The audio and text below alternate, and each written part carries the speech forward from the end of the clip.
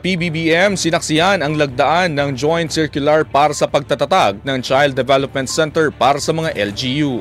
Umaabante sa balita si Abante reporter Aileen Taliping.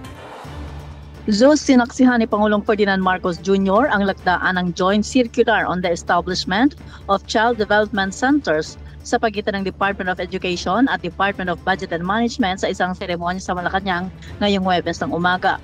Ang Joint Circular ay kapapalooban ng mga panuntunan para sa pagtatatag ng local government unit ng CDC na pupuntahan sa pamamagitan ng Local Government Support Fund, financial assistance sa LGUs.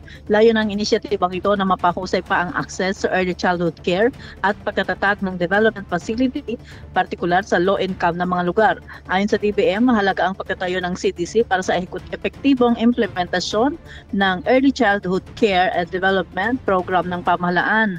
Ang mga CDC ay magsisilbing resource hub para sa early learning program ng pamahalaan para sa pag-unlad ng mga bata at epektibong matugunan ang umairang na puwang sa maagang pangangalaga sa mga bata. Ako si Aileen Taliping ng Abante Radio. Ito ang balitang mabilis, mapangis at walang mintis.